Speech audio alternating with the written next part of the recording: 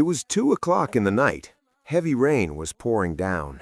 Darkness was dense. Thunder rumbled again and again, and whenever lightning flashed, the surroundings became visible for a moment. Otherwise, it was so dark that even one's own hands were hard to see. Outside Ghatshila Railway Station in Jharkhand, Ramdeen was waiting in his auto for passengers.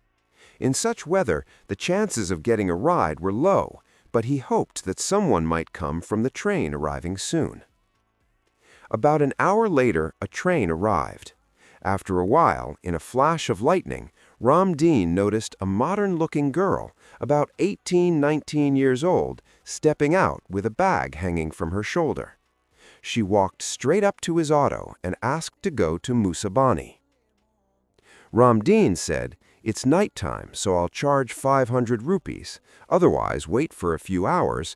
By morning, I'll take you for 100. The girl replied, "Take 200 rupees now. I'll give you the rest after we reach there." And she sat in the auto. Ramdeen started driving. About half an hour later, they reached the destination.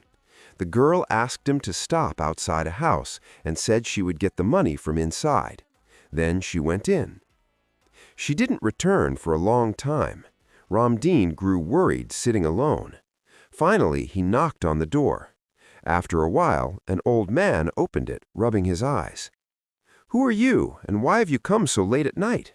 the old man asked. Ramdeen replied, "Sir, the lady who came here a little while ago hasn't paid my full fare." The old man looked at him in surprise and said, "No lady lives here. I live alone."